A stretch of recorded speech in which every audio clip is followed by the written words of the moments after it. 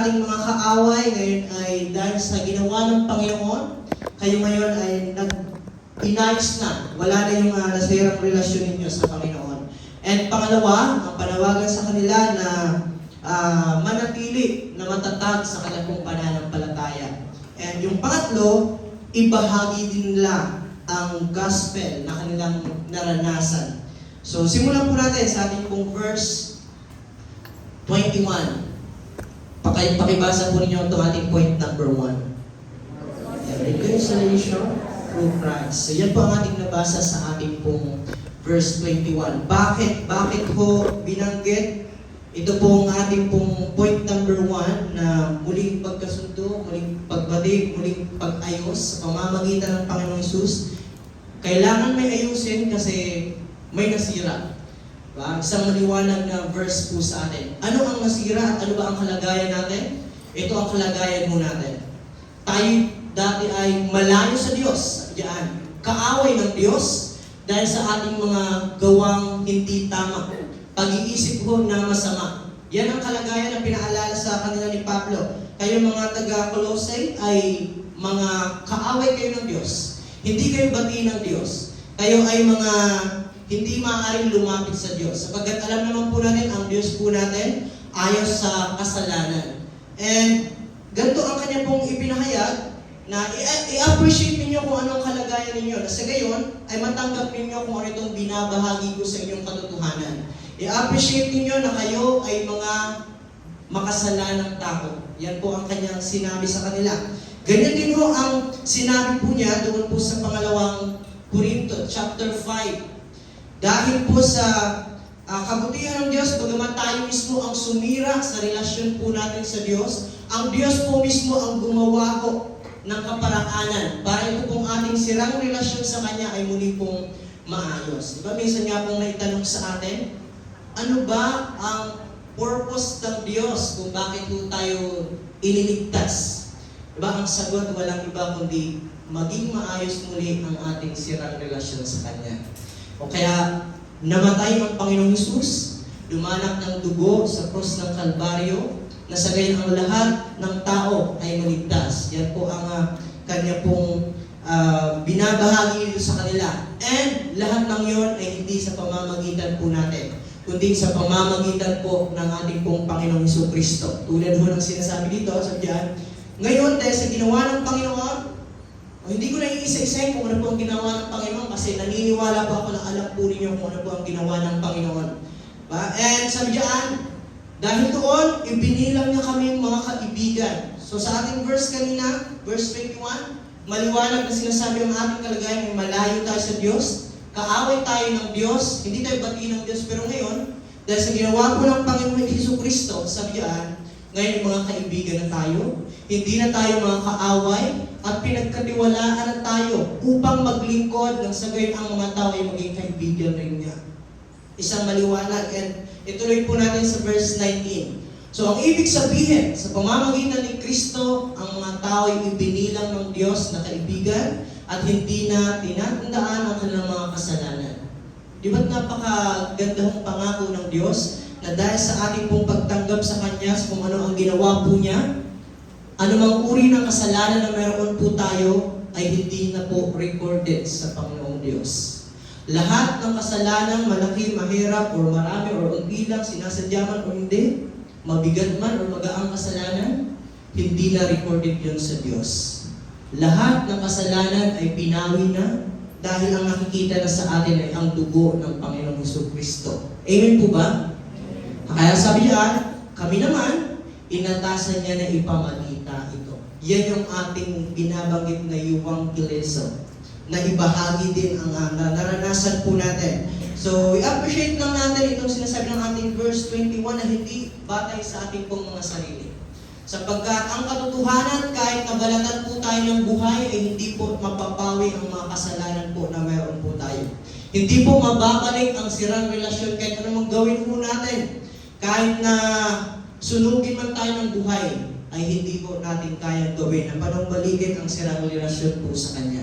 Kaya sa pamamagitan yon ng pagkapako ng Panginoong Hesukristo sa krus po ng Kalbaryo, natapos ang sirang relasyon, yung spiritual na gusto sana ng Diyos or yung deserve sana natin ay maparusahan, pero dahil sa ginawa niya, natapos po yun, na wala po tayong ambag.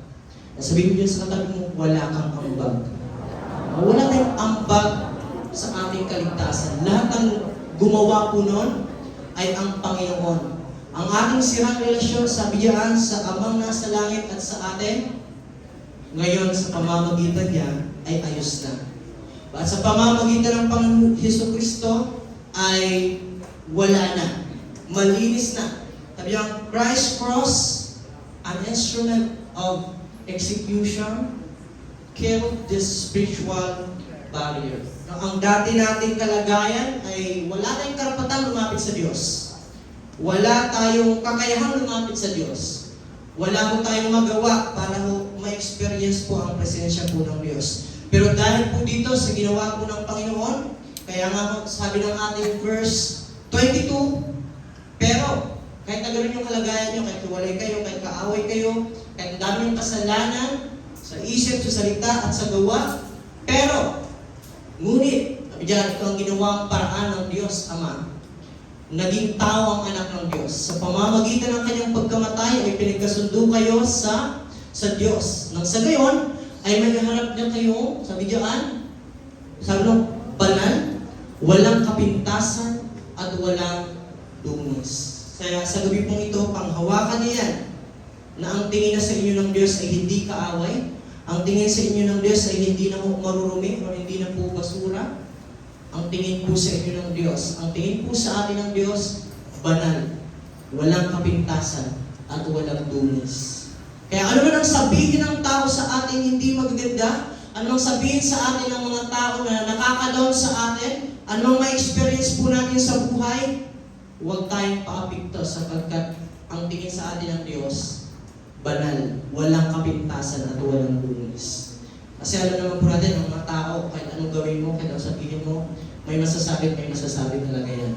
Pero ngayong gabi ay i-encourage po kayo, panghawakan nyo kung ano ang sabi po sa atin ng Diyos. Dahil po diyan sa verses po na yan, pinatunayan lamang po sa atin.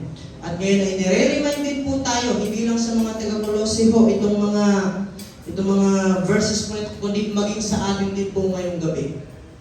Pakibasa po ninyo. We are no longer separated from God. Yeah, we should share this message of reconciliation with others, encouraging them to accept grace offered through Christ. Kung totoo natin na-appreciate at talagang tinanggap ang katotohanan pong ito, hindi po natin sarilihin, kundi ibahagi din po natin sa iba. Kaya nga, kung nandito po kayo nung Friday, yan po ay naging ganyan, yan po yung passage natin nung ating down match ko. Ito po yung passage doon. Sa pamamagitan ng kanyang kamatayan sa cross, winakasan niya ang kanilang alitan. Pinagkasundo sila sa Diyos at pinagbuklod ang sa isang katawan. Naparito nga si Kristo at ipinangaral niya sa lahat ang magandang balita ng kapayapaan sa inyong mga hintil na nooy malalayo sa mga Hudyo na malalapit. So, isang pagpapatunay din mo sa verses po na ito na kahit anong uri ng pagkatao po natin, ano man po ang pinagmulan po natin, tayo man ay Tagalog, Bisaya, English, or anything na kung anong uri ng tao tayo, sa ginawa ng Panginoon, hindi na po siya nakabase kung anumang background ang pinagmulan po natin. Nakabase po siya sa kung ano po ang dugo na dumanak po na ibinigay po sa atin ng Panginoong Jesucristo. Kaya naman, ito po ang katotohanan ng binahagi niya dito po sa mga taga-Colossus po na ito. And ang hamon niya, kung ganyan ang inyong napakinggan, naniniwala ko ganyan din po ang ating pong na ituturo ng paulit-ulit na katotohanan mo sa ating pong mga buhay. Kung ganyan ang naririnig ninyo paulit-ulit at nire-remind ko sa inyo, sabi niya, ngayon ay maging matatag kayo sa pamamagitan ng mga salitang ito. Kaya sa pananampalataya, bagamat maraming taong gumugulo sa pinaniniwalaan ninyo, bagamat maraming tagaturo na mali ang tinuturo nila, huwag kayong maniwala sa kanila, kundi kayo ay manatili sa katotohanan ito. Yan po ang sabi ng ating verse 23. If you continue your faith, bidyan, established and firm, do not move from the hope held out in the gospel. So sa gospel po nagmumula. Sabi niya sa Tagalog, subalit kailangan niyong manatiling tapat, matatag ang inyong pananampalataya, huwag pabayaang mawala ang pag-asang dulot ng magandang balita na inyong narinig. Kaya po, tulad nga ng sinasabi ko, hindi lamang po ito patungkol po sa kanila, kundi sa atin din ho ngayong gabi ay ibinabahagi sa atin ng Diyos na tayo ay manatili sa kung anong katotohanan na ibahagi na ho sa atin. Kaya ho, sana hindi ho dumating sa point or sana wala na ho tayong mabalitaan sa taong ito na ang iba nating kapatiran ay hindi nagsisimba. Bakit? Kasi nagsisimba na ulit sa ibang simbahan. At ang nakakalungkot doon, hindi pa Christian ang inaatinan. Diba? Nakakalungkot na katotohanan po yun.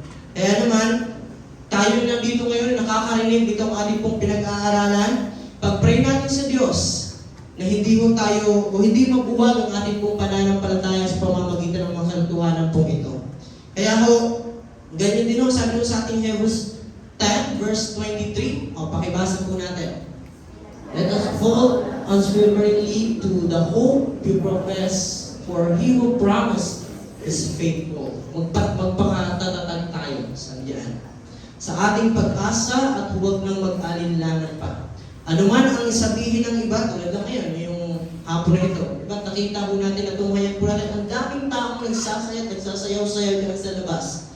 Kasi sinicelebrate nila kung anong uri ng fiesta yan. May mga dala pa silang mga, diba, alam niyo yan. Pero huwag tayong maingit sa kanila. Sila ang maingit po sa atin. Amen? Sapagkat nasa atin po ang katotohanan. Ano mang sabihin nila, paano man ipakita nila, nung nakaraang linggo lang, ay makita rin mo natin yung paghila nila sa lubid at napakaraming tao rin. Isang record doon na mas pinakamaraming tao ang dumalo doon sa, paalam niyo rin po yun, noong January 9 po ata yun, sa mga sumunod na araw. At ngayon naman ay fiesta, nino po ba? Fiesta ng Santo Niño po ba yun? But ang daming tao na nakikita po natin. Pero ganun din ang nakikita nila ho sa panahon ito. At dito po sa ating passage na pinag-aaralan. Kaya nga, yan ang purpose po ni Pablo po sa kanila. At ganun din naman po sa atin, isang pagpapaalala na huwag tayong mawala ng pag-asa or masiraan po ng loob sa ating pong pananampalataya, kundi magpakatatag po tayo. Amen? Amen po ba? Kaya po, sa ating pong pagpapatuloy, hindi lamang po natin tanggapin lang ang gospel, kundi ipakita, ipasamuhay po natin itong ating pong tinanggap po na katotohanan. Sabi nga ho, kung ang katotohanan ay walang gumagawa kahit isa, at ang mali kahit na gawin ng napakarami, ang katotohanan ay katotohanan. Amen? And sabi diyan, kung yun ang katotohanan na taglay po natin, ipakita po natin yan sa ating pong mga buhay araw-araw. And magpakatatag sa pananampalataya na mayroon po tayo na sa gayon, ay ma-inspire po natin ang iba at makita ng iba na tayo totoong Kristiyano. Kanina, isang magandang quote na narinig ko, sinabi ni Ate Tricia, nakita ko sa kanya ang ugali ng isang Kristiyano. Kaya gusto ko rin mapasa akin yun. Sinabi ni Ate Tricia yun. Kaya ganoon din sana sa atin, na masabi natin, o masabi ng ibang tao sa atin, nakita ko ang pagiging totoong Kristiyano ng taong ito. Kaya ako rin ay maniniwala kay Kristo. Amen po ba?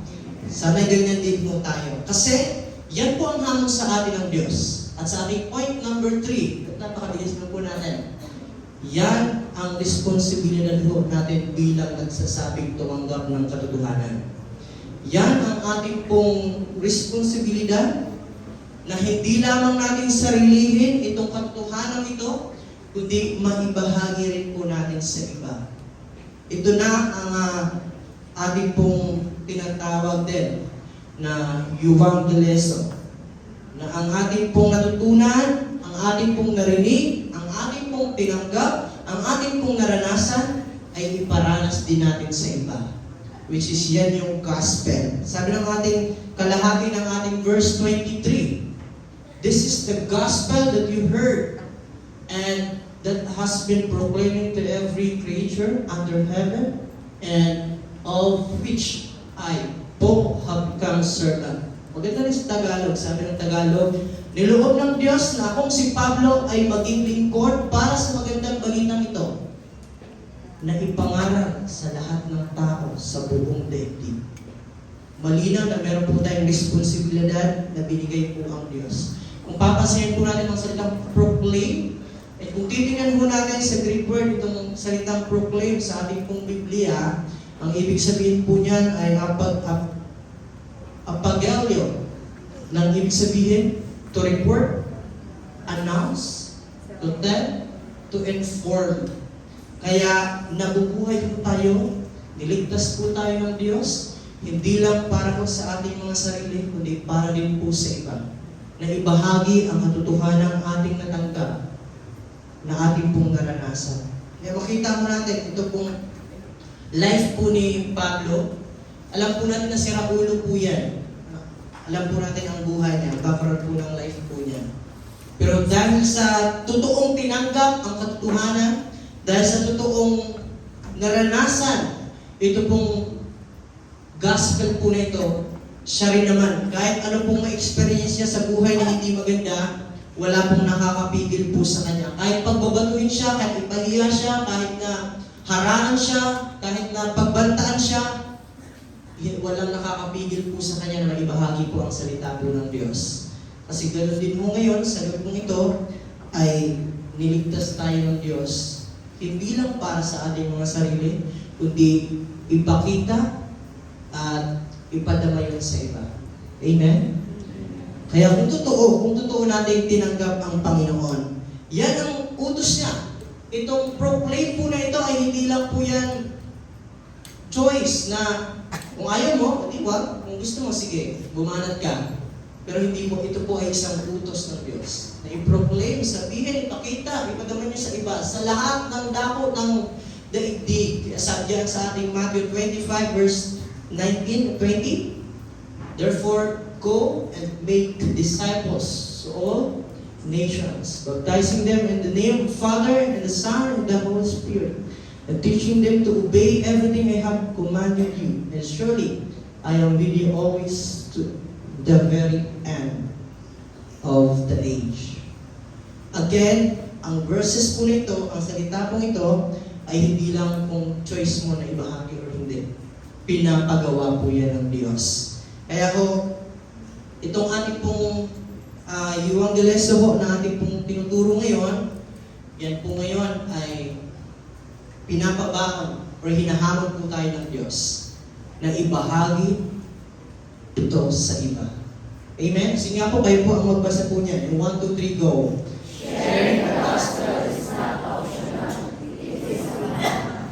We should Actively seek opportunities to evangelize, whether through words, action, or acts of service. But napakahirap ng verse po na yun. Sabi nga, buong mundo. Paano natin maliliwan ang buong mundo? Wala nga tayong passport ID. Pero ngayon, simulan natin sa mga bahay po natin ang pagbabahagi ng salita ng Diyos. Amen? Sabi ng salita ng Diyos, sa buong mundo mo daw ibahagi, sabihin. Paano tayo makakapunta? Wala tayong pumasahing papunta kayo sa malapit lang na lugar. Sa bahay lang muna po natin. Na kahit hindi natin sabihin, makita sa ating sa gawa. Sa kilos.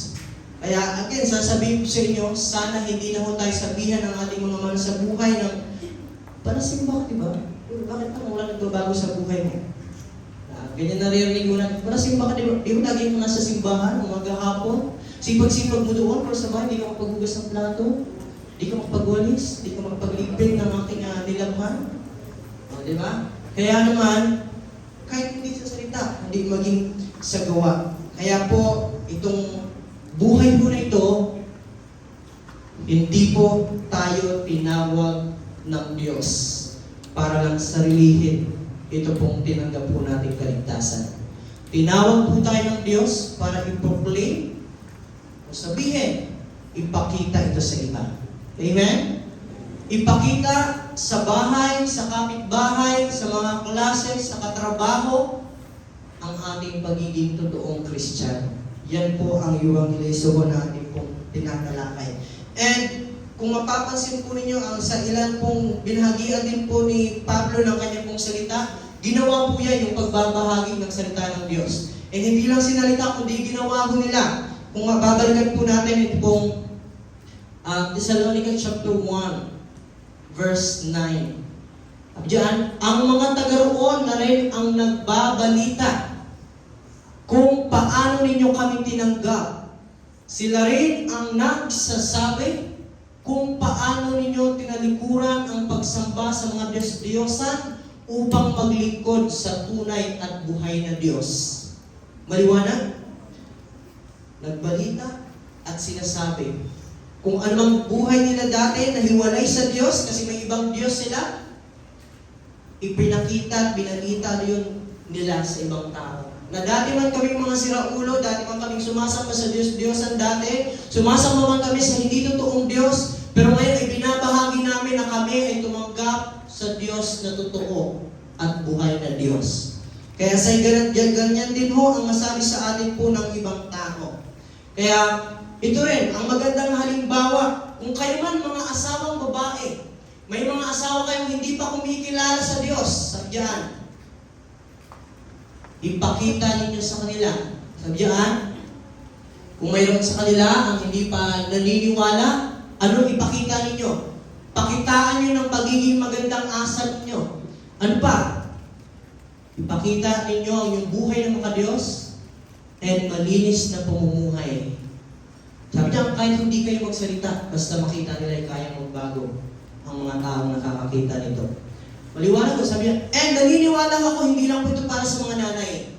Ito rin po ay para sa ating mga kabataan na sinasabi tayong mga Kristiyano na. At ang ating mga magulang ay hindi pa Kristiyano, hindi pa nagsisimba, o hindi pa po nakakakilala sa Diyos. Sinasabi sa atin ngayong gabi, hinahamon tayo ng Diyos, kung kayo'y mga anak na may mga magulang na hindi pa nakakakilala sa Diyos, pakitaan nyo ng pagiging mabuting asal. Pakitaan nyo sila ng inyong buhay ng mga Diyos at malinis na pamumuhay. Na sa gayon ay hindi kayo masabihan, nagsisimba ka ba dyan? Wala naman pinagbago, parang mas lumala ang tulay. Bakit hindi ka mautusan? Ba't lagi kang nagdadabog? Bakit hindi ka nag-aayos? Ngayon, ang hamon sa akin, kahit hindi daw po tayo magsalita, kahit hindi natin sila bahagian ng salita ng Diyos by words, pero kung makita sa ating mga buhay. And I pray sa bawat isang nandito, balang araw ay magpapatotoo rin kayo at sasabihin ng magulang niyo sa inyo, yung ano ko dati, napaka-pasama yan, hindi mo utusan sa bahay. Pero ngayon, napakasipag na. At dati padamura yan, pero ngayon, padamahan na. But napakagandang salita na nagmumula sa mga taong nakakakita sa atin. Kaysa naman sabihin tayo, Kristiyano ba yan? Parang di naman. Hanggang rin padamura ka pa rin. Diba?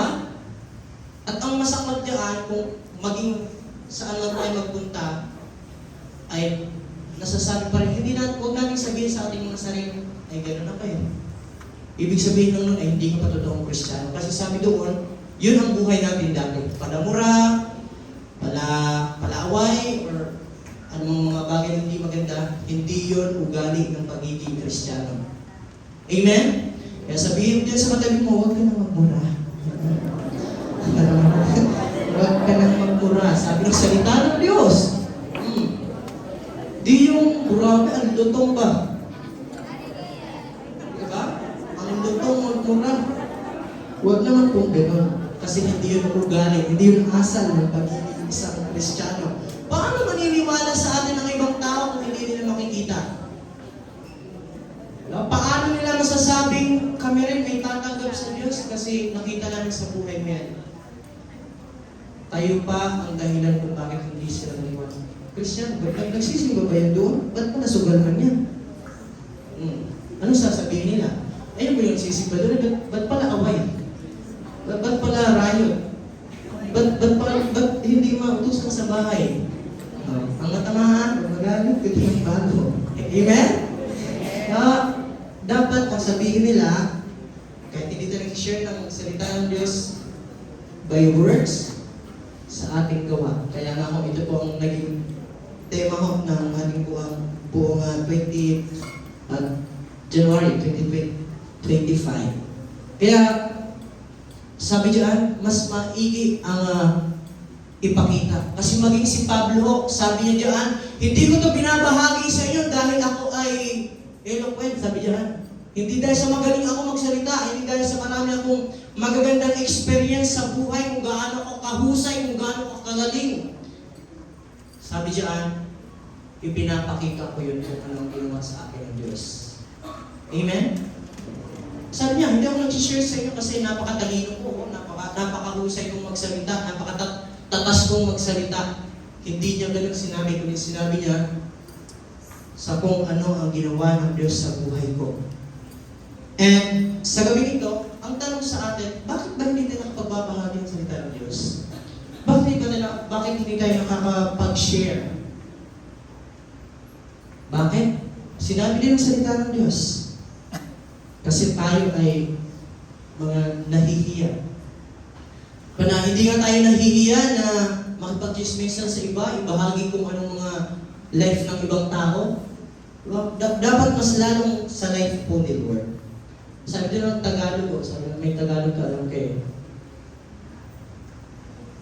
Iba na. So, diyan, ang iba pang taong nagpanutuo sa kung anong ginawa sa kanila ng Diyos mula sa 1 Thessalonica chapter 1 verse 5. Kapagkat ang magandang balita, lubos namin pinaniniwalaan ay ipinahayag namin sa inyo. Hindi lamang sa pamamagitan ng salita, kundi sa pamamagitan ng kapangyarihan ng Espiritu Santo. Nakita niyo kung paano kami namuhay sa inyong piling. Ito ay ginawa namin alang-alang sa inyo. Uulitin ho natin, hindi lamang sa pamamagitan ho ng salita, kundi sa pamamagitan ng pagpapakita kung paano tayo namumuhay. Diyan, kung paano kami namuhay. Wala yan. Maliwanag. Kasi sa bilis lang naman sabihin, Kristiyano kami. Naniniwala ako sa Diyos. Tumanggap ako sa Panginoon sa Kristo. Ang tanong ngayon, bakit hindi makita sa buhay mo? Ganyan, matabi mo ngayon, kailan, bakit hindi makita sa buhay mo? O wag lang, sige, kung ayaw sa sarili niyo na lang. Ibulong niyo sa sarili niyo. Kung totoong tinanggap ang Panginoong Kristo, naniwala sa mga anong ginawa niya, para tayo makapagkaroon ng kaligtasan, bakit hindi nakikita sa ating mga buhay? The way kung paano tayo magsalita, mag-isip, at kumilos. Bakit ang nakikita ng ibang tao sa atin ay ang pagiging makamundo pa rin? Yan ang hamon sa atin po ng Diyos. Di ba ho? Kaya ho, sadyaan, sinundan ninyo ang aming halimbawa, ang halimbawa ng Panginoon. Ngayon, ang tanong sa atin, sino ba ang sinusundan po ninyong halimbawa? Yung mga tao na wala naman, maangas lang, pero wala namang laman. Dito, i-check ninyo ang inyong mga sarili. Ang ating mga sarili, sino ba ang tinitingnan nating halimbawa para maipakita ang ating mga buhay? Kasi naniniwala ko tayo kung sino ang ating idol, ay ganoon din ang gusto namin gawin sa ating pong mga sarili. Kaya sa gabi ito, sino ang idol mo? Sino ang kinikitaan mo ng halimbawa sa life mo? Kaya, ang hamon sa atin, ipangaral. Bakit daw ipangaral? Kasi kung sinasabi mong totoo mong mahal ang Diyos, ipapangaral mo siya sa iba.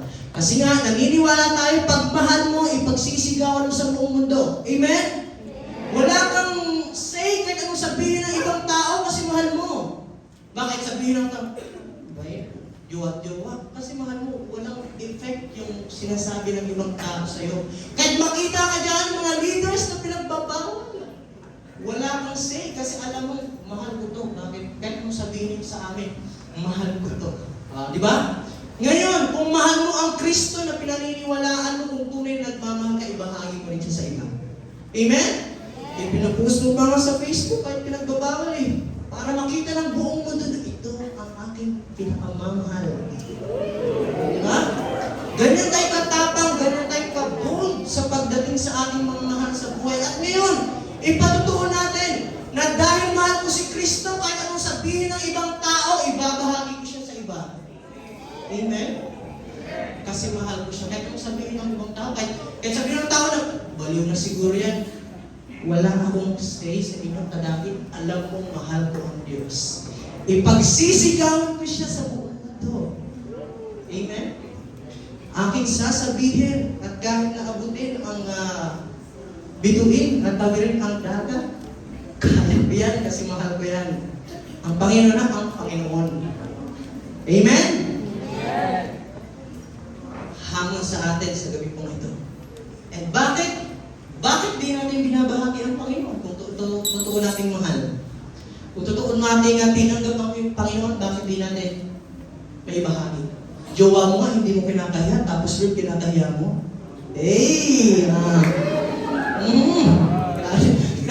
Grabe naman yun. Di tayo nakakapagbahagi ng salita ng Diyos kasi nahihiya tayo. Hindi tayo nakakapangaral ng salita ng Diyos kasi nahihiya tayo. Di nga tayo makapag-pray pag pinagpipray tayo. Pero anong sabi ng salita ng Diyos tulad ni Pablo? Dahil mahal ko ang Kristo na nagligtas sa akin, hindi ako mahihiya na ibahagi at ipagsigawan siya sa iba. Sabi niya, for I am not ashamed of the gospel because it is the power of God that brings salvation to everyone who believes. First, yan, sa mga Hudyo, and pangalawa sa mga Hintil. Sa Tagalog, Tagalogin natin. Ako yung Tagalog po ito. Sabi dyan sa Tagalog, hindi ko ikinahihiya ang magandang balita sapagkat ito ang kapangyarihan ng Diyos para sa kaligtasan ng bawat sumasampalataya. Una sa mga Hudyo, ganoon din sa mga Griego. Kaya sabihin sa katabi mo ulit, huwag kang mahiya. Pagmahal mo, kahit makita ka ng ibang tao, ipagsigawan mo, jowa mo nga na pinagbabawal, di ka nahihiya, yan pa kayang inuutos na ibahagi mo, ilantaran mo yan, ipakita mo sa ibang tao. Huwag kang mahiya. Amen? O sa mga mahal mo sa buhay na lang. Sa mga mahal natin sa buhay, bakit? Nahihiya kasi tayo, baka mapagtawanan lang tayo nila. Alam ko yan. Ang galing ah. Nagbabahagi ka na ng salita ng Diyos. Ikaw ba yan? Ganun sasabihin nila. Kasi hindi na nakikita sa buhay po natin. Pero ngayon, huwag natin ikahiya sapagkat ang ugaling pagiging mahiyain pala sa pagbabahagi ng salita ng Diyos na hindi yan para ho sa atin. Kundi, anong sabi ng salita ng Diyos? Kung nahihiya ka na hindi mo nababahagi ng salita ng Diyos, hindi yun mula sa Kanya. Kasi ang Espiritong galing sa Diyos ay hindi kahinaan ng loob. Amen? Bakit hindi tayo nakakapag-share ng gospel? Bakit hindi natin ipapakita sa iba? Nabahagi sa iba kasi mahina ang loob natin. Agitod pa nga lang sa, ikaw mag-pray. Pinag-pray pa lang yan. Lalo na pag-bahagi sa iba. Pero hindi galing sa atin yun, kundi sabi diyan, ang Espiritu ng Diyos ay hindi Espiritu ng kahinaan, kundi Espiritu ng kapangyarihan. Amen? Kaya ho, makita ho natin sa mga social media ho natin, ang daming mga, di ba may mga tao talagang binabahagi na ang salita ng Diyos, kahit na minsan ay pinagtatawanan sila, hindi sila pinapansin. Kasi ang katotohanan yun ang magbibigay sa tao ng kaligtasan. Amen? Ayan, huwag tayong mahiya. And bakit tayo nahihiya? Marahil hindi nasa point number 1 pa lang tayo. Marahil ang buhay natin ay ganoon pa rin dati kung ano tayo. And pangalawa, bakit nahihiya tayo? Marahil na hindi pa po natin na-appreciate itong sinabi ng Diyos at itong kaligtasang dulot ng Diyos sa ating pong mga buhay. Kaya, kung sasabihin natin, hindi naman makita sa atin ng ibang tao. And wala nang tayong balak para sumalang sa mga ganyan. And ngayon, ang tanong sa bakit hindi tayo nakakapag-share dahil sa nahihiya, wala naman tayong alam kung ano ang isi-share. At sa gabi pong ito, ay ito po ang ipapashare sa atin. Isang napakabilis tandaan sa kung ano ibahagi natin sa iba. Yung tinatawag natin Romans Road of Salvation, kasi ang lahat ng mga verses dito ay mula sa Romans na aklat. So, paano po magbahagi ko yan next? Ito ay bahagi ko sa kanila. lahat ng tao ay hindi nakaabot sa kaluwalhatian ng Diyos. Kaya lahat ay mga makasalanan. At ang kasalanan, ang kabayaran ay kamatayan. Subalit, pinatunayan ng Diyos ang kanyang pong pag-ibig sa atin nung tayo po ay makasalanan pa. Siya ay napako sa krus. And, anong papagawa mo sa kanila? Kaya kung ano man, kung sasabihin mo sa iyong mga labi, or tatanggapin mo, sasabihin mo, ang Panginoong Jesus ay tinatanggap mo ng buong puso, ikaw ay maliligtas. Sapagkat yan ang sabi ng ating verse 13, sino mang tumawag sa pangalan ng Panginoong Jesus ay maliligtas. At ang pangako sa atin, ang sino mang tumanggap sa Panginoon ay hindi na mapaparusahan kundi mayroong buhay na walang hanggan. Amen? So yan ang bala natin para makapag-share tayo sa ito. Itong verses po na ito. Again, napakabilis ng tandaan sapagkat mula sa Romans ang mga verses po na yan. Kung gusto mong tandaan o gusto mong dagdagan, Romans 5:8, dahil sa pag-ibig ng Diyos, dagdag mo dyan yung John 3:16. And kung gusto mo ay dagdagan pa yung yan, ibahagi mo sa yung 1:14:6 na walang ibang way kundi ang Panginoong Jesus lamang. At sana'y maliwanag. At paano ba? Ito lang ang sa formula na ito. Patanggapin mo sila. Accept nila ang Panginoon sa kanilang mga puso. Maniwala sila. Ipag-pray mo. Yan ang ipagawa mo sa kanila. Kasi ngayon, may bala ka kung gusto mong magbahagi sa iyo. Amen po ba? Kaya naman, sabi ho sa atin sa 1 Timothy 9 verse 10. Sino po ang aming babahagian, Kuya Rex? Sino po ang babahagian natin? Sa mga taong walang kinikilalang batas. Sa mga kriminal. Sa mga hindi kumikilala sa Diyos. Sa mga makasalanan. Sa mga naglapastangan sa Diyos. Sa mga walang hilig sa kabanalan. Sa mga mamamatay tao. Sa mga pumapatay sa sarili nilang ama at ina. Diyan daw natin ibahagi. Kaya tanong natin saan kanino po ba natin ibabahagi itong gospel po natin. Ipagpatuloy po natin. Kanino natin ibabahagi? Sabi po ng ating pong verse 10, sa mga mahilig sa kahalayan, sa mga nakipagtalik sa kapwa lalaki, sa mga kidnapper, sa mga sinungaling, sa mga bulaang saksi, sapagkat ang kautusan ito ay binigay para sa lahat ng mga sumasalungat sa mabuting aral. So kanino daw po? Ibig sabihin sa lahat ng uri ng tao, kahit baliw man yan, kahit siraulo man yan, kahit mamamatay tao man yan, kahit sino man yan, kahit basurero man yan, kahit mayaman, mahirap, ibahagi mo ang salita ng Diyos. Amen? Wala mo dapat ay pinipili kung sinong ating babahagian ng salita ng Diyos. Kaya sabi ko dito, we must share the gospel with all people, sa lahat ng klase ng tao. Nasa kulungan man yan or wala. Bakit kailangan nating ibahagi sa kanila, sa lahat ng uri ng tao, sapagkat sila'y nawawala. Kung nawawala, hindi wala silang patutunguhan. Alam naman po natin yan. Kaya nga kailangan natin ibahagi kung sino ang daan, kasi sila ay nawawala. Sila ay patay, kailangan natin ibahagi kung paano sila mabuhay ulit. And walang ibang kaparaanan, kundi ang Diyos lamang. Sapagkat, again, bakit kailangan natin ibahagi? Ipakita sa iba. Kasi, kawawa naman po sila kung hindi po sila maliligtas. And wala namang ibang way, sabi sa atin sa Acts 4 verse 12, no other name ang makapagbigay ng salvation kundi si Kristo lamang. Si Kristo na nasa buhay mo. Kaya ipakita mo ang buhay mo sa iba, pagiging totoong Kristiyano, para sila rin ay makakilala po sa Diyos.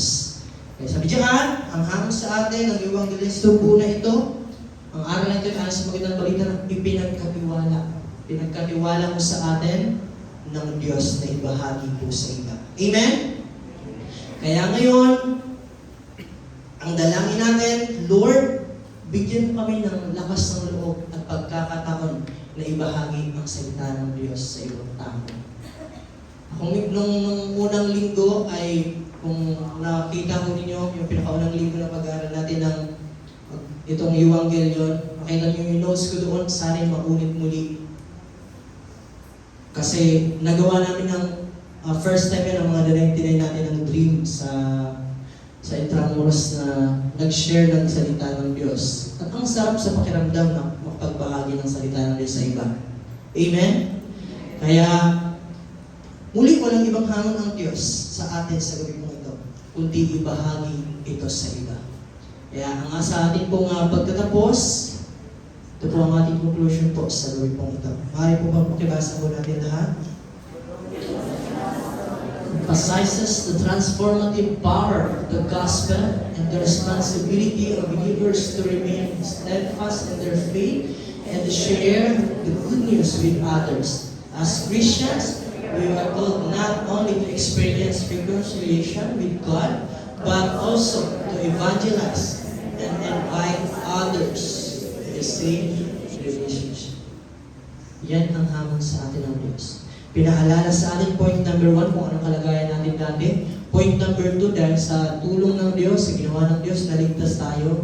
And kung tinanggap natin totoo ang Panginoon sa Kristo, dapat makita sa ating mga buhay. Amen? Kaya naniniwala ako na ang ilan sa inyo na nandito ngayon ay pinapangusapan na ng Diyos na sige magbahagi ka. Sa trabaho, sa paaralan, sa papa, sa mama, sa kapatid mo, sa kung saan ka man magpunta, ay maibahagi mo si Kristo sa iba. Amen?